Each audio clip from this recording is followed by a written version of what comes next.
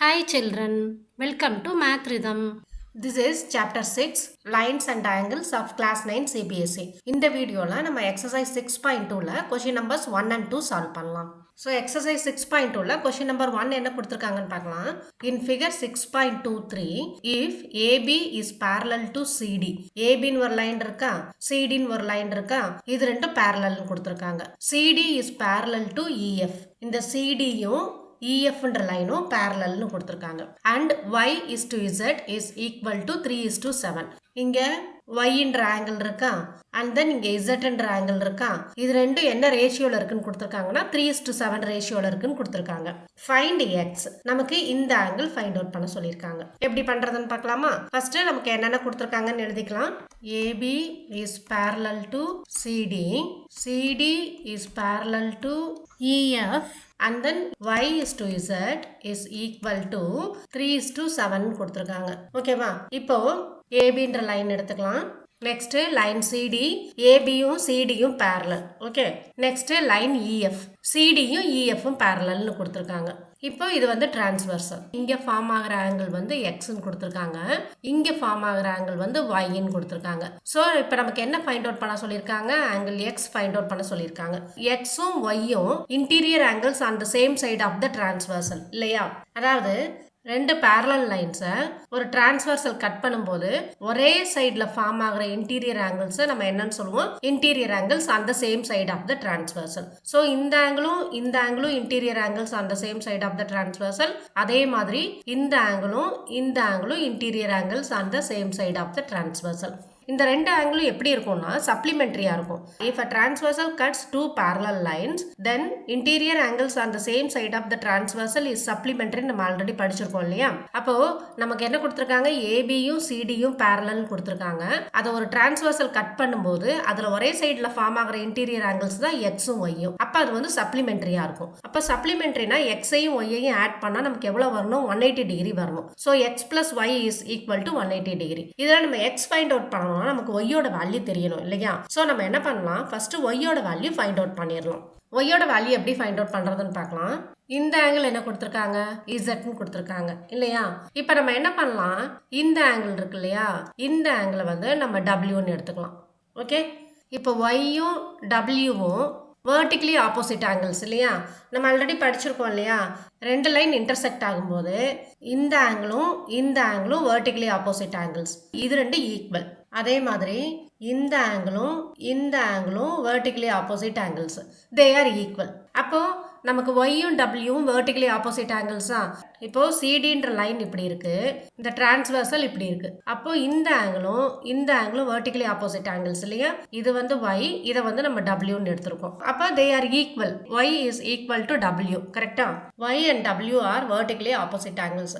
So Y is equal to W. இப்போ இந்த டபிள்யூவும் இந்த இசட்டும் interior angles on the same side of the டிரான்ஸ்வர்சலா, அதாவது சிடின்ற லைனும் இஎஃப்ன்ற லைனும் பேரல். கரெக்டா? இப்போ ஒரு டிரான்ஸ்வர்சல் கட் பண்ணும்போது இங்க ஃபார்ம் ஆகிற ஆங்கிளை நம்ம டபிள்யூன்னு எடுத்திருக்கோம், இந்த ஆங்கிள் வந்து இசட்னு கொடுத்திருக்காங்க. அப்போ டபிள்யூவும் இசட்டும் interior angles on the same side of the transversal. அப்போ அது எப்படி இருக்கும்? சப்ளிமெண்டரியா இருக்கும் இல்லையா? சப்ளிமெண்டரினா என்ன மீனிங்னா இந்த டபிள்யூவையும் இசட்டையும் ஆட் பண்ணா 180 டிகிரி வரணும். ஓகே. இப்போ CD is parallel to EF னு நமக்கு கொடுத்துட்டாங்க. So W plus Z is equal to 180 டிகிரியா? ஸோ எதனால W plus Z is equal to 180 டிகிரின்னு எழுதியிருக்கோம்? Because they are interior angles on the same side of the transversal. Okay. இப்போ நம்ம என்ன எழுதியிருக்கோம்? Y is equal to Wன்னு எழுதியிருக்கோமா? அப்போ இந்த டபிள்யூக்கு பதிலாக நம்ம y சப்ஸ்டியூட் பண்ணிக்கலாமா? So y plus z is equal to 180 degree. ஏன்னா நம்ம ஆல்ரெடி என்ன எழுதியிருக்கோம்? y is equal to wன்னு எழுதியிருக்கோம். இப்போ அந்த சம்மில் நமக்கு என்ன கொடுத்துருக்காங்க? y is to z வந்து 3 is to 7ன்னு கொடுத்துருக்காங்களா? இது வந்து given. So let y is equal to 3a and z is equal to 7a. So நம்ம y plus z is equal to 180 டிகிரின்னு எழுதியிருக்கோமா? அப்போ இந்த yக்கு பதிலாக நம்ம 3a சப்ஸ்டியூட் பண்ணிக்கலாம். Z பதிலா 7A சப்ஸ்டியூட் பண்ணிக்கலாம். This is equal to 180 degree. அப்போ 10A is equal to 180 degree வருமா? இதுல இருந்து நம்ம A யோட வேல்யூ ஃபைண்ட் அவுட் பண்ணிடலாம். A is equal to 180 degree divided by 10 னா we will get 18 degree. So A யோட வேல்யூ நமக்கு 18 கிடைச்சிருக்கு. அப்போ இதுல இருந்து நம்ம Y யோட வேல்யூ ஃபைண்ட் அவுட் பண்ணிடலாம். Y is equal to 3A. அப்போ 3 into 18 degree வருமா? Which is equal to 54 degree. What is the value of Z? Z is equal to 7A, which is equal to 7 into 18 degree. 7 into 18 degree னா நமக்கு 126 degree வரும். Okay, இப்போ நமக்கு Y யோட value தெரிஞ்சிருச்சு. So இதை use பண்ணி நம்ம எக்ஸோட வேல்யூ ஃபைண்ட் அவுட் பண்ணிடலாம். இப்போ நமக்கு Y வந்து 54 டிகிரின்னு கிடைச்சிருக்கு, Z 126 டிகிரின்னு நம்ம ஃபைண்ட் அவுட் பண்ணியிருக்கோம் இல்லையா? ஸோ இப்போ நம்ம இதிலிருந்து எக்ஸோட வேல்யூ ஃபைண்ட் அவுட் பண்ணலாம். இப்போ எக்ஸும் ஒய்யும் இன்டீரியர் ஆங்கிள்ஸ் அந்த same side of the transversal இல்லையா? ஏன்னா நமக்கு ஏபியும் சிடியும் பேரலல்னு கொடுத்துட்டாங்க. ஸோ அந்த 2 பேரலல் லைன்ஸை ஒரு டிரான்ஸ்வர்சல் கட் பண்ணும்போது ஒரே சைடில் ஃபார்ம் ஆகிற இன்டீரியர் ஆங்கிள்ஸ் சப்ளிமெண்ட்ரியாக இருக்கும். அப்போ இதில் வந்து எக்ஸும் ஒய்யும் சேம் சைடில் உள்ள இன்டீரியர் ஆங்கிள்ஸ், அப்போ அது சப்ளிமெண்ட்ரியாக தான் இருக்கும் இல்லையா? அதாவது எக்ஸையும் ஒய்யையும் ஆட் பண்ணால் we will get 180 degree. AB is parallel to CD. X and Y are interior angles on the same side of the transversal. So, நமக்கு X plus Y is equal to 180 degree வருமா? X and Y are interior angles on the same side of the transversal. அதனால தான் நம்ம X plus Y is equal to 180 degree எழுதியிருக்கோம். ஓகேவா? நம்ம already Y யோட value find out பண்ணிட்டோமா 54 டிகிரின்ட்டு. So x plus 54 degree is equal to 180 degree. Then what is the value of x? X is equal to 180 degree minus 54 degree, which is equal to 126 degree. ஓகேவா? So எக்ஸோட value வந்து நமக்கு என்ன கிடைச்சிருக்கு? 126 degree கிடைச்சிருக்கு. This is the answer. புரியுதா இந்த some எப்படி பண்ணணும்ட்டு? இந்த எக்ஸோட வேல்யூவை நம்ம இன்னொரு மெத்தட்லேயும் ஃபைண்ட் அவுட் பண்ணலாம். எப்படின்னா, இப்போ நம்ம ஏபின்ற லைன் எடுத்துக்கிறோம். இது வந்து இஎஃப், நடுவில் சிடியை நான் எடுத்துக்கல, இது வந்து டிரான்ஸ்வர்சல். இந்த ஆங்கிள் வந்து நமக்கு எக்ஸ்ன்னு கொடுத்துருக்காங்க, இந்த ஆங்கிள் வந்து இசட்னு கொடுத்துருக்காங்க. இந்த சென்டர்ல சிடி இருக்கு இல்லையா? இந்த சிடியை நான் கன்சிடர் பண்ணல. இப்போ ஒன்லி ஏபி அண்ட் இஎஃப் மட்டும் தான் எடுத்திருக்கேன். ஓகேவா? இப்போ நமக்கு சம்ல என்ன கொடுத்துருக்காங்கன்னா, ஏபி இஸ் பேரலல் டு சிடின்னு கொடுத்துருந்தாங்களா, next CD is parallel to இஎஃப்னு கொடுத்துருந்தாங்களா. அப்போ ஏபியும் சிடிக்கு பேரலல், EFும் சிடிக்கு பேரலல்னா AB is parallel to EF. கரெக்டா? ஸோ ஏபியும் இஎஃப்பும் பேரலல் லைன்ஸ். இப்போ ரெண்டு பேரலல் லைன்ஸை ஒரு டிரான்ஸ்வர்சல் கட் பண்ணும்போது நம்ம என்ன படிச்சிருக்கோம்? ஆல்டர்னேட் இன்டீரியர் ஆங்கிள்ஸ் ஆர் ஈக்குவல்னு படிச்சிருக்கோமா?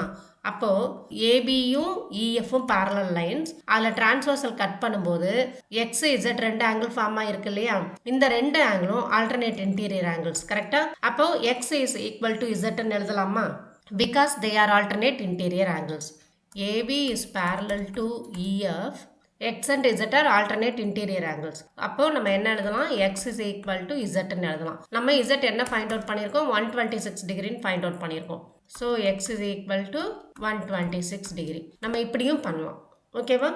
ஸோ இந்த ரெண்டு மெத்தடில் நீங்கள் எந்த மெத்தட் வேணால் யூஸ் பண்ணி எக்ஸோட வேல்யூ ஃபைண்ட் அவுட் பண்ணலாம். புரியுதா இந்த சம் எப்படி பண்ணணும்ட்டு? இப்போ நம்ம நெக்ஸ்ட் சம் போகலாமா? நெக்ஸ்ட் சம் என்ன கொடுத்துருக்காங்க?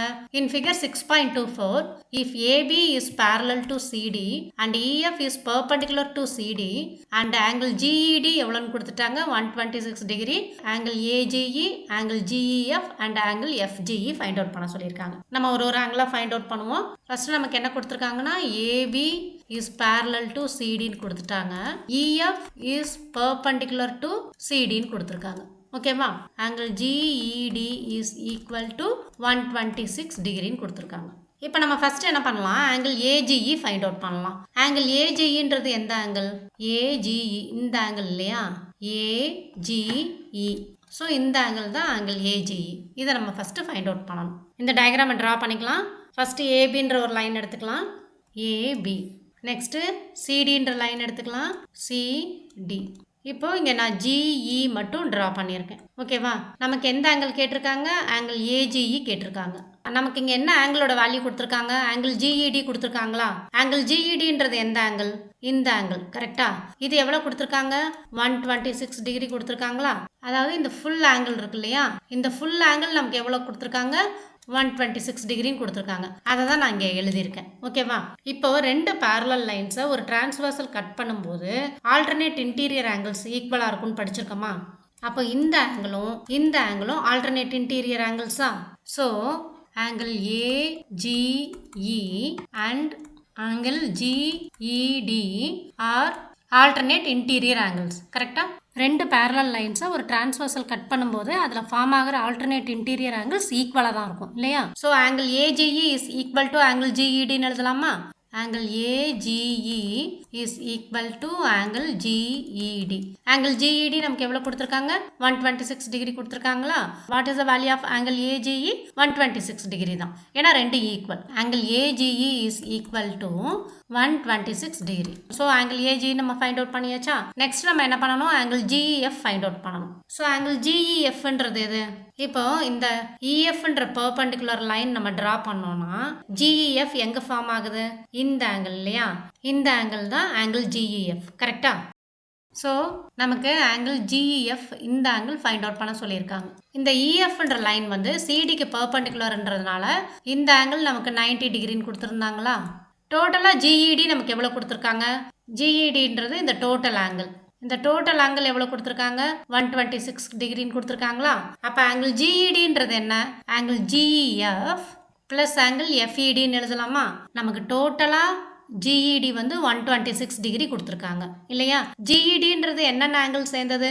ஆங்கிள் GEFும் ஆங்கிள் FEDயும் சேர்ந்தது இல்லையா?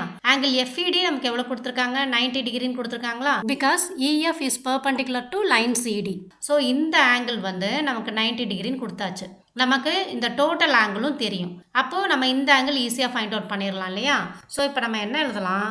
Angle GED is equal to angle GEF plus angle FEDன்னு எழுதலாம். கரெக்டா? ஆங்கிள் GED நமக்கு 126 டிகிரின்னு கொடுத்துருக்காங்களா? அப்போ ஆங்கிள் GED வந்து 126 degree.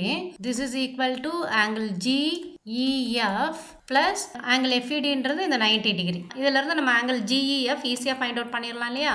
Angle GEF is equal to 126 degree minus 90 degree. அப்போ நமக்கு என்ன ஆன்சர் வரும்? 36 டிகிரி வருமா? So angle GEF is equal to 36 degree. இப்போ நம்ம ஆங்கிள் GEF ஃபைண்ட் அவுட் பண்ணியாச்சு. நெக்ஸ்ட் என்ன கேட்டிருக்காங்க? ஆங்கிள் FGE கேட்டிருக்காங்க. FGEன்றது எந்த ஆங்கிள்? FGE இந்த ஆங்கிள். கரெக்டா? இப்போ இந்த டயக்ராம் தான் நமக்கு கொடுத்துருந்தாங்க இல்லையா? நமக்கு என்ன ஃபைண்ட் அவுட் பண்ண சொல்லியிருக்காங்க? Angle FGE. FGEன்றது இந்த ஆங்கிள். ஸோ இந்த ஆங்கிளும் இன்டீரியர் ஆங்கிள்ஸ் அந்த same side of the transversal இல்லையா? நம்ம இந்த பெர்பெண்டிகுலர் லைனை எடுத்துட்டோம்னா உங்களுக்கு ஈஸியாக புரியும். இப்போ நான் இந்த பெர்பெண்டிகுலர் லைனை ரிமூவ் பண்ணிட்டேன். அப்போ இந்த ஆங்கிளும் இன்டீரியர் ஆங்கிள்ஸ் அந்த same side of the transversal இல்லையா? ரெண்டு பேரலல் லைன்ஸை ஒரு டிரான்ஸ்வர்சல் கட் பண்ணும்போது அதில் இன்டீரியர் ஆங்கிள்ஸ் அந்த same side of the transversal சப்ளிமெண்ட்ரியா இருக்கும்னு படிச்சிருக்கோம் இல்லையா?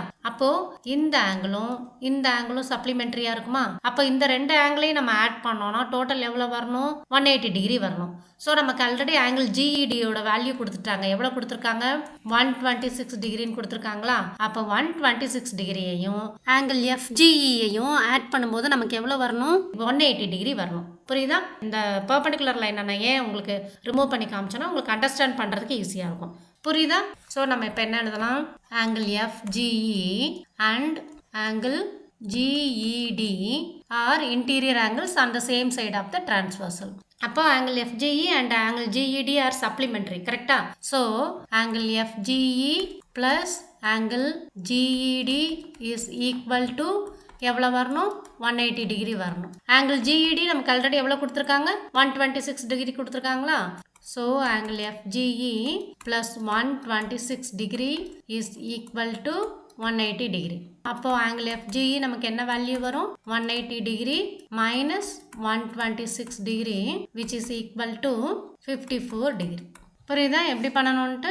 ஸோ நம்ம ஃபஸ்ட்டு ரெண்டு பேரலல் லைன்ஸை ஒரு டிரான்ஸ்வர்சல் கட் பண்ணும்போது அதில் ஃபார்ம் ஆகிற ஆல்டர்னேட் ஆங்கிள்ஸ் எப்படி இருக்கும், கரஸ்பாண்டிங் ஆங்கிள்ஸ் எப்படி இருக்கும், இன்டீரியர் ஆங்கிள்ஸ் அந்த same side of the transversal எப்படி இருக்குன்றத நல்லா ஞாபகம் வச்சுக்கணும். ஓகேவா? அப்போ தான் நமக்கு சம் சால்வ் பண்ண ரொம்ப ஈஸியாக இருக்கும். ரிமைனிங் சம்ஸை நம்ம நெக்ஸ்ட் வீடியோவில் பார்க்கலாம். Thank you children. Thanks for watching.